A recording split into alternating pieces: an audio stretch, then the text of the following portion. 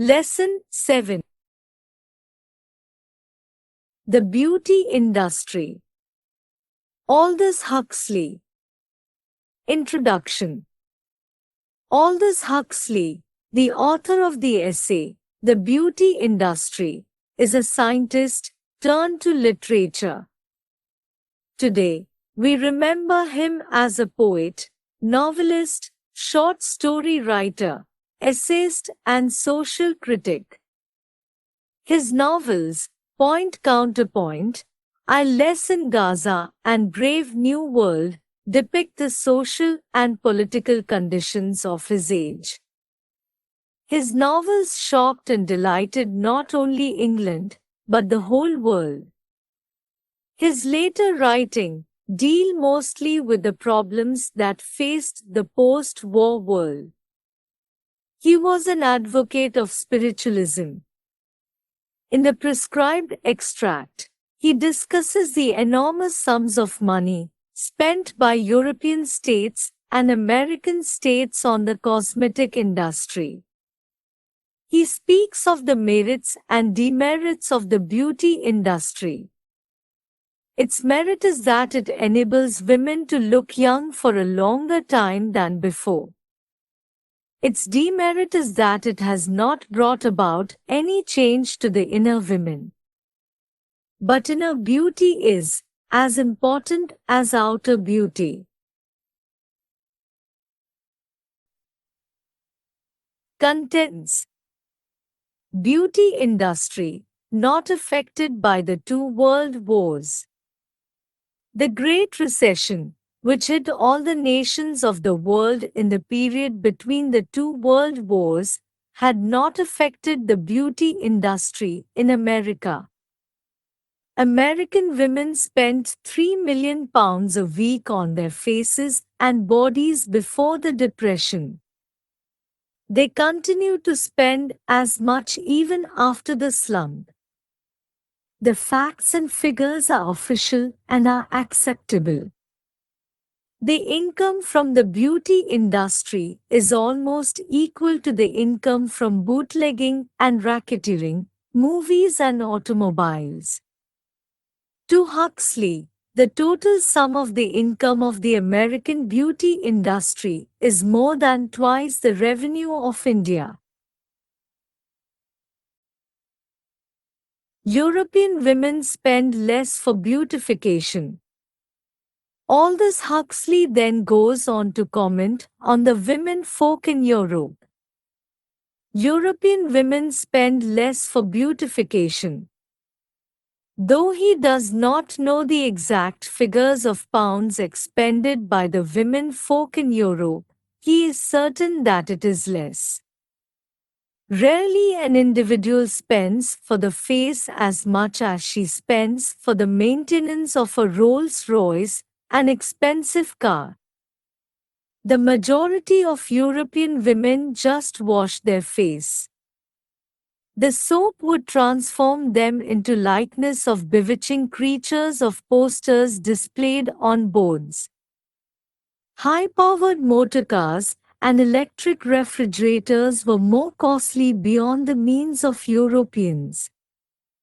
So also were the experiments in beautification in Europe. But even in Europe, people spent during the period between the two world wars much more than even before on beautification. The reason for the general increase of expense for beautification and personal appearance is due to the fact that there was general increase in prosperity. The rich cultivated their appearance, and the poor, who were badly off once, but not so bad now, began to do the same. Modern cult of beauty. Huxley now expresses his views of modern cult of beauty. To him, the modern cult of beauty is not a function of wealth alone. Women were frugal on other things but not on spending on their appearance. So, The cult of beauty should be attributed to the changes in the status of women in their attitude towards physical beauty. Huxley is rather sarcastic and critical of women when he speaks of their freedom. They have the freedom to perform social functions as men do. They are free to exercise the privilege of being attractive. Though they had no right to be less virtuous than their grandmothers, they had the privilege of looking less virtuous. The modern British matron does her best to achieve and preserve her appearance. The same woman would have been called an immoral woman by her predecessors. But the modern British men are not shocked morally, but are shocked aesthetically. Huxley feels that just like any woman, the matron was justified in being preoccupied with her personal appearance. Main saying that our body is evil and the spirit alone is good. When we ignored his theory of good and evil and accepted that our body has its rights, what is wrong in trying to beauty it? Christian ascetic ideas no longer trouble us. There is an element of sarcasm when he speaks of equal justice for the body as well as for the soul. So face cream manufacturers, beauty specialists, sellers of rubber-reducing belts and massage machines, and the authors of books on the culture of abdomen made good fortune. Results of the modern cult of beauty. Huxley poses a number of questions regarding the results of the modern cult of beauty. He tries to explain that the campaign for more physical beauty is a success and lamentable failure. Are women more beautiful than they were? Where have the massage and the health motors led us? Do women get anything for what they spend, time, energy and money? It is difficult to answer these questions. Huxley says that the success or failure of the modern cult of beauty depends on how we look at the results. Success of the modern cult. How far is the modern cult of beauty successful? Modern women look young for longer days than the women in the past. And so, old women are becoming rare. In course of time, all symptoms of age would be extinct. In future, it would be very difficult to distinguish the portrait of the artist's mother from the portrait of the artist's daughter. The surgical and chemical aids might help a woman look beautiful, but that is not real beauty. Aldous Huxley's concept of real beauty is different. Need for spiritual beauty. Real beauty is a matter of inner, as well as outer self. The beauty of a porcelain jar is a matter of shape, color, and surface texture. Whether the jar is full of honey, or empty, or full of cobwebs, it has nothing to do with the beauty of the jar. But a woman is full of life and blood, and so her beauty is not skin deep. The surface of our body is affected by the spiritual contents inside. Huxley has seen women who were physically beautiful but ugly inward because there was either spiritual emptiness or it were filled with corruption. Who are ugly women? Huxley speaks of the various forms of psychological ugliness. An ugliness of stupidity or unawareness is common among the physically beautiful women. Women who are lascivious and who are greedy for money are ugly.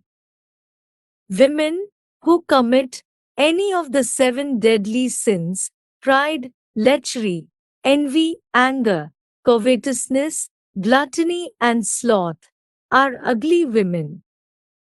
Those who lead a life of luxury and try to look beautiful have gloominess and sullenness on their fresh faces.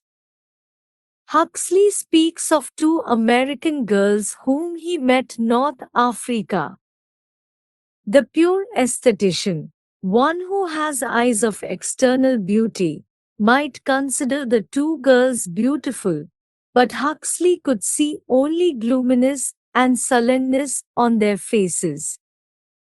Their walk and gestures revealed only their lack of interest in everything in life. To Huxley, they were not attractive, rather they were repulsive. Emotional disturbance and instinctive disharmony. Many pretty faces are spoiled by the hardness and roughness on their faces. The hardness is not due to psychological ugliness but due to overpainting on their faces. Most of the women in Paris overpainted their faces and they did not look human beings at all, and they turned out to be imperfectly alive. The hardness and deadliness seen on their faces arose from the emotional disturbance and instinctive disharmony.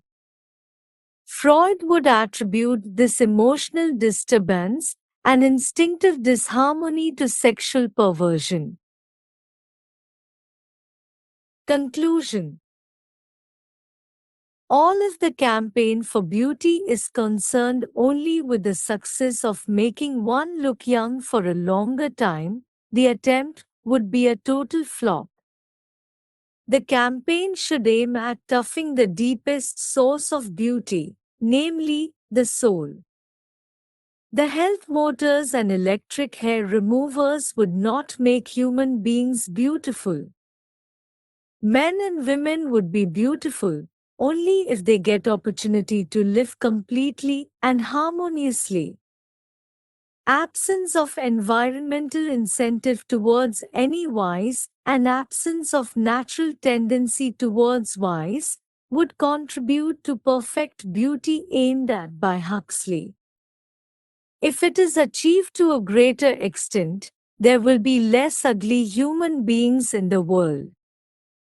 Huxley concludes that we should be satisfied with moderate hopes and we should not be over-optimistic.